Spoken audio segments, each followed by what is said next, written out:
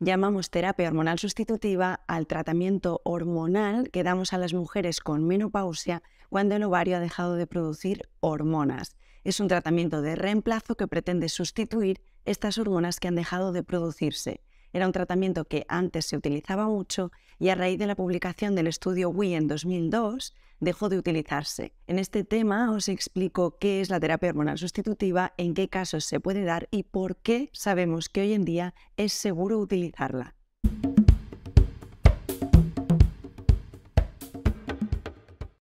La menopausia es un fenómeno fisiológico y universal que ocurrirá en todas las mujeres que vivan al menos hasta los 60 años. Lo más frecuente es que la menopausia ocurra entre los 45 y los 55 años, lo cual se va a dar en el 95% de los casos, siendo la edad media de aparición 51 años. Este vídeo está dirigido a profesionales de la salud. Si no lo eres, puedes consultar el vídeo correspondiente con un contenido más adecuado y comprensible en el área mujer. Os dejamos un enlace en la descripción. En la menopausia se va a producir una disminución marcada de la producción de estrógenos por los ovarios, lo que va a disminuir el estradiol y va a producir síntomas vasomotores, que es lo que llamamos sofocos, en la mayoría de las mujeres. La terapia hormonal con estrógeno es, por tanto, un tratamiento eficaz para el alivio de los sofocos y otros síntomas de la menopausia como trastornos del sueño, labilidad o depresión del estado de ánimo, dolores y molestias en las articulaciones.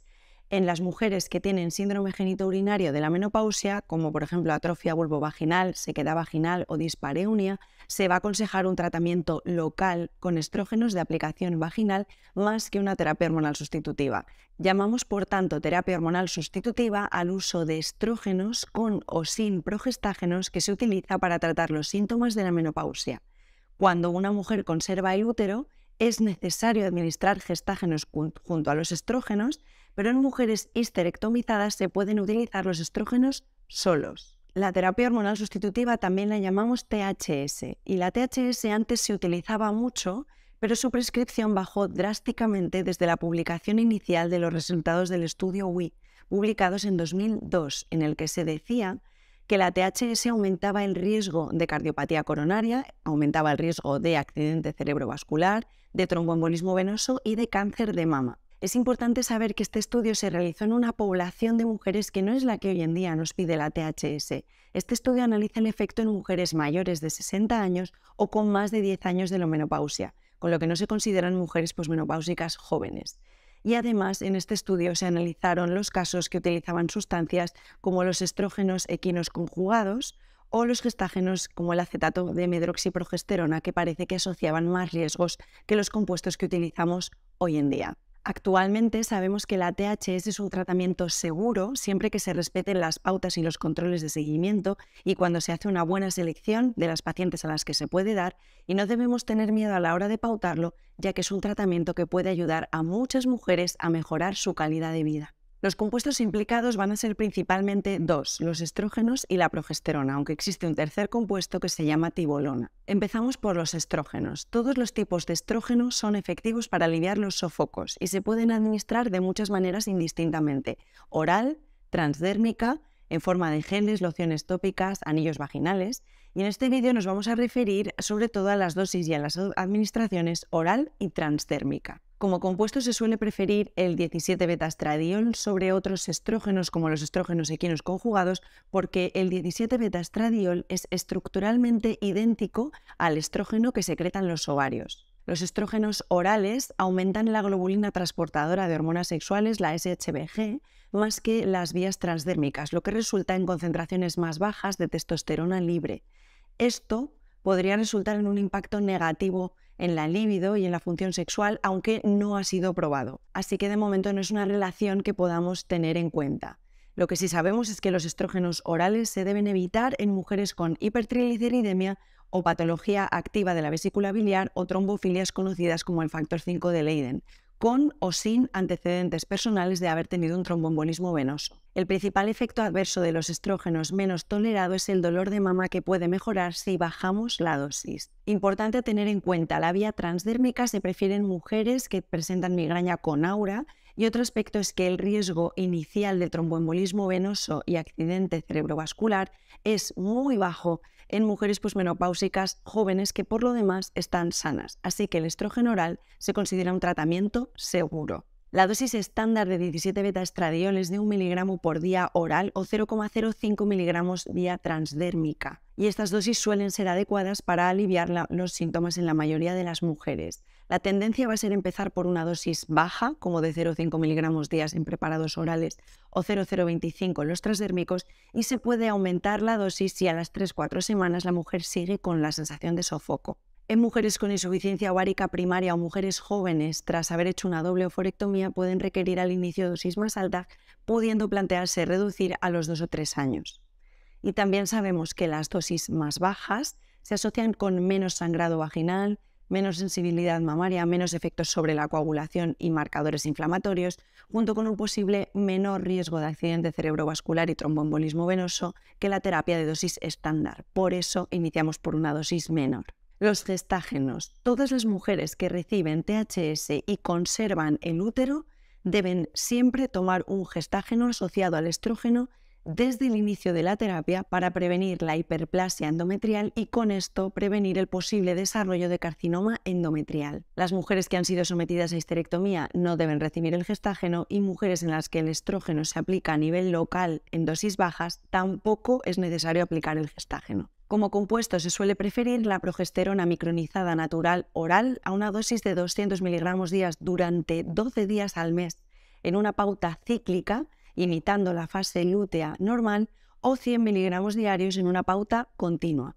Se recomienda tomar antes de acostarse porque puede dar somnolencia. Cuando la dosis de estrógeno es muy baja, por ejemplo 0,014 miligramos de estradiol transdérmico, puede ser suficiente con hacer un ciclo de progesterona de 12 días cada 6-12 meses.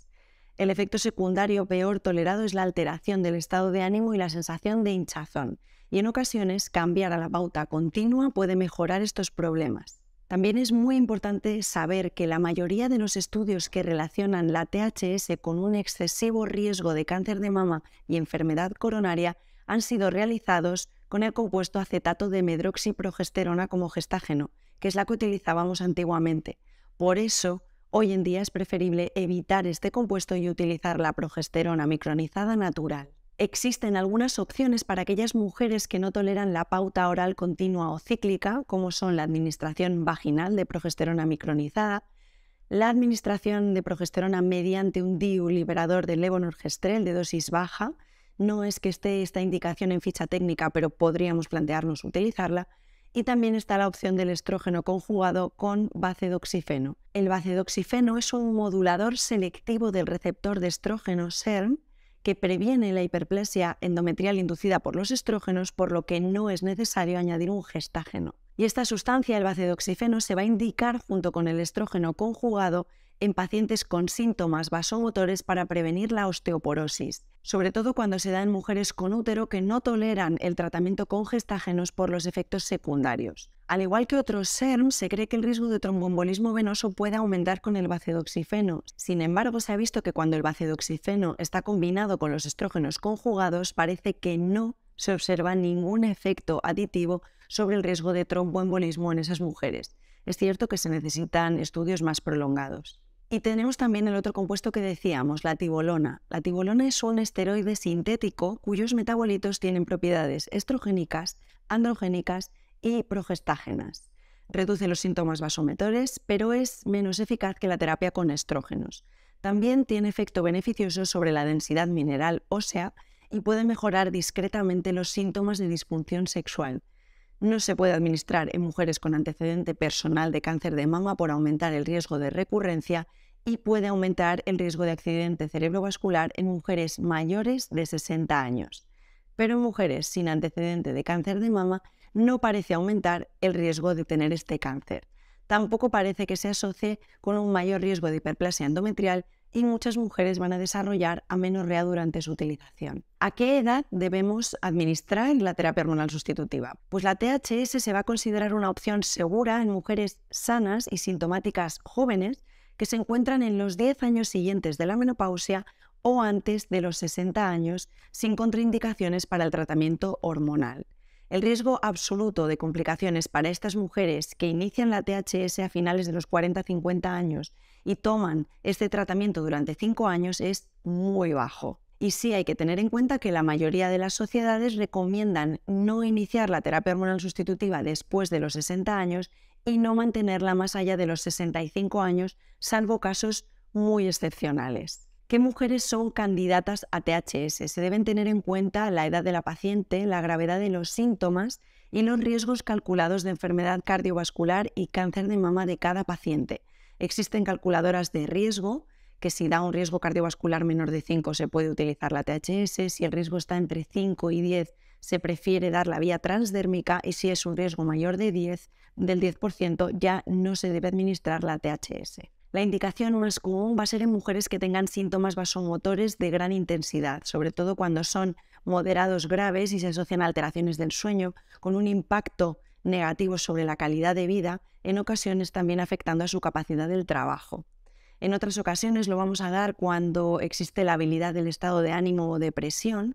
En estos casos se puede dar la THS sola o en combinación con un antidepresivo, tipo un inhibidor selectivo de la recaptación de serotonina, un ISRS, para la transición a la menopausia.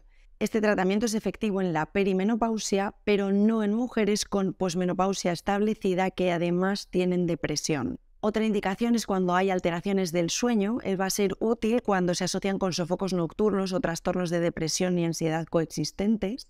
En ocasiones lo vamos a dar cuando las mujeres tienen dolores o molestias en las articulaciones y aquellas mujeres que tienen un síndrome genitourinario a pesar del tratamiento con la terapia hormonal sustitutiva se puede agregar una dosis baja de estrógeno vaginal que se puede mantener indefinidamente una vez se suspende el estrógeno sistémico. Antiguamente la THS tenía otras indicaciones, pero hoy sabemos que la THS no se debe recomendar para prevenir enfermedades crónicas como la enfermedad coronaria, la función cognitiva o la prevención de la demencia.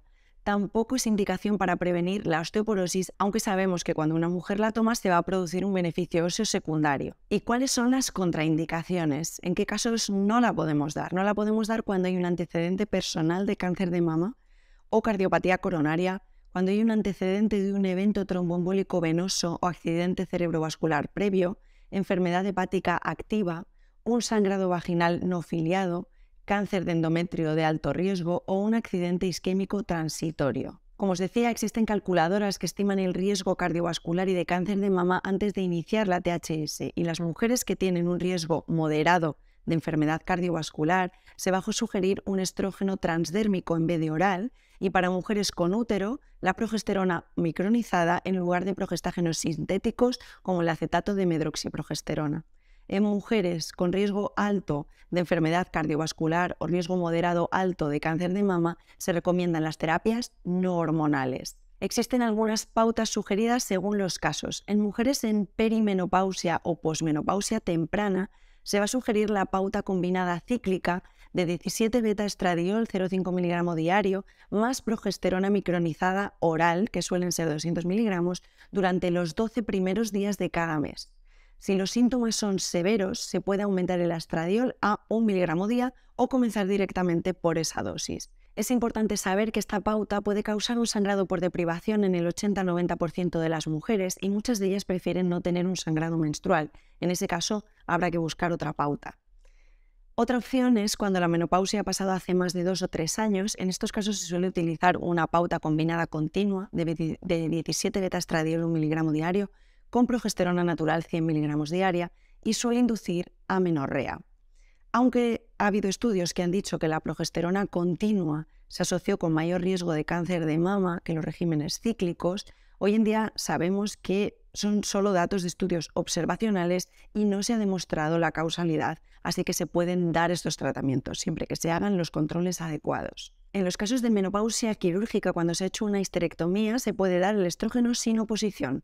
Estos pacientes suelen necesitar una dosis más alta de estrógeno durante los primeros 2 o 3 años tras la cirugía y se puede considerar incluso una dosis de 2 mg de estradiol oral. Y el último caso es cuando utilizamos los anticonceptivos orales durante la transición a la menopausia. Y es que un anticonceptivo oral con baja dosis de estrógeno, que tenga, por ejemplo, 20 microgramos de etinilestradiol con el gestágeno, puede aliviar los síntomas, brindar anticoncepción y controlar el sangrado en caso de que sea muy abundante. Este tratamiento debe evitarse en mujeres obesas, fumadoras, hipertensas o con cefalea migrañosa. Y se puede mantener hasta los 50-51 años y de ahí suspender la píldora o cambiar a una pauta de posmenopausia en caso de que sea necesario. ¿Qué preparados no se recomiendan? Existe la terapia de hormonas bioidénticas compuestas personalizadas. Por el momento, no hay evidencia de su seguridad o eficacia en comparación con otros productos aprobados y disponibles. Por eso, no se recomiendan. Además, el uso rutinario de terapia con testosterona se piensa que puede mejorar la función sexual femenina en poblaciones seleccionadas, pero no se aconseja de manera rutinaria como parte de la terapia hormonal sustitutiva. En ocasiones hay que ajustar la dosis. El alivio de los sofocos suele ocurrir en las primeras 3 o 4 semanas y si tras este tiempo de haber iniciado la baja dosis persisten los síntomas, se puede subir a la dosis estándar. Si los síntomas iniciales son graves, se puede comenzar con una dosis más alta directamente para el alivio más rápido de los síntomas, que puede ser 1 o 2 miligramos de estradiol o 0,05 a 0,1 miligramos cuando se da transdérmico. Cuando se logra la dosis que alivia los sofocos por completo con buena tolerancia, esta dosis se va a mantener durante varios años.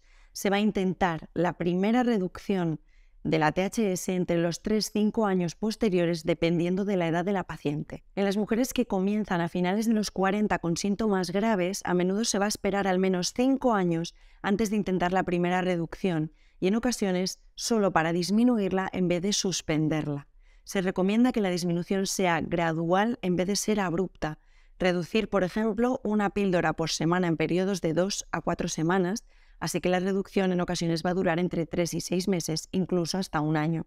En las preparaciones transdérmicas se puede directamente reducir la dosis de administración. Otros casos en los que a veces hay que ajustar la dosis es cuando la paciente se encuentra en tratamiento con medicamentos anticonvulsivantes como la fenitoína o la carbamazepina, o cuando existe tratamiento con hormona tiroidea. En estos casos puede ayudar la vía transdérmica que evita el primer paso hepático en su metabolismo.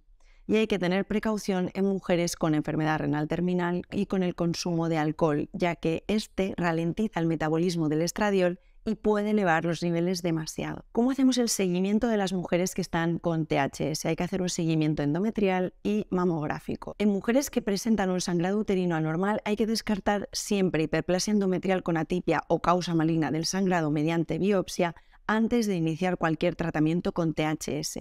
En caso de que estemos dando un tratamiento combinado continuo, si el sangrado vaginal persiste más de 6 meses, también se debe realizar un estudio endometrial mediante biopsia. En el seguimiento de estas pacientes, la utilización de ecografía transvaginal es para las mismas indicaciones que para las mujeres que no están tomando THS. Pero en caso de sangrado uterino anormal, ya que lo normal sería que el sangrado fuese disminuyendo con el tiempo, o si existe un sangrado persistente, se debe realizar siempre biopsia endometrial independientemente de los hallazgos ecográficos. En cuanto a la mamografía, en teoría, el riesgo de cáncer de mama en caso de THS no aumenta hasta el 4.º año. Sin embargo, se debe realizar un estudio mamográfico anual de rutina en todas las usuarias de THS, incluso cuando se utilizan a corto plazo. ¿Y cuánto dura este tratamiento? Pues la duración estándar recomendada es de 3 a 5 años y no lo vamos a mantener cuando la mujer cumple más de 60 años.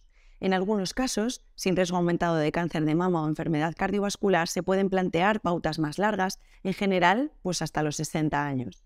Extender hasta los 65 años podría ser posible en casos individualizados si los beneficios superan los riesgos, y se considera un uso prolongado cuando se utiliza durante más de 5 años o cuando se administra pasados los 60 años. Si tras suspender la terapia vuelven los sofocos, se puede intentar primero terapias no hormonales como los ISRS o la gabapentina y si no, pues habrá que reanudar la THS, pero esta vez a dosis más baja con la intención de volver a suspenderlo en el futuro.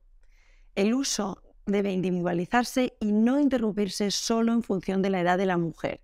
En los estudios observacionales sí que informan que el 40-50% de las mujeres lo van a dejar en el siguiente año de haber comenzado la THS y el 65-75% en el plazo de 2 años.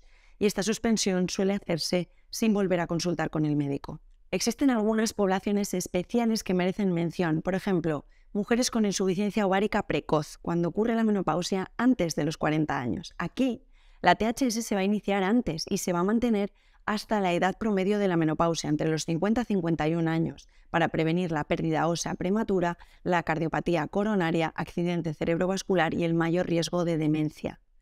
En mujeres con cefalea migrañosa, la migraña con o sin aura no se va a considerar una contraindicación para la THS. La terapia con estrógeno, de hecho, a menudo mejora la cefalea y la sintomatología vasomotora. En estos casos, se van a sugerir pautas transdérmicas continuas y parece que las dosis bajas transdérmicas de 0,025 a 0,05 no se han asociado con un riesgo excesivo de accidente cerebrovascular en mujeres sanas. Y por último, pacientes con cáncer de mama. No se debe pautar la THS a pesar de que experimenten síntomas o menopausia temprana debido a los tratamientos adyuvantes. En estas pacientes no se recomienda el tratamiento con estrógenos. Hasta aquí el vídeo de la terapia hormonal sustitutiva. Espero que os haya ayudado a despejar dudas y a quitar miedos, porque es un tratamiento que cuando está bien indicado y se hace un correcto seguimiento puede realmente mejorar en mucho la calidad de vida de la mujer. No olvides visitar nuestra página web aulaginecología.com. Recuerda que todo el contenido es absolutamente gratuito. Vídeos, PDFs para seguir las clases, podcast, preguntas test. Además, con la suscripción, que también es gratuita, te enviaremos quincenalmente todas las novedades que hayamos publicado. Nos vemos pronto en aulaginecología.com.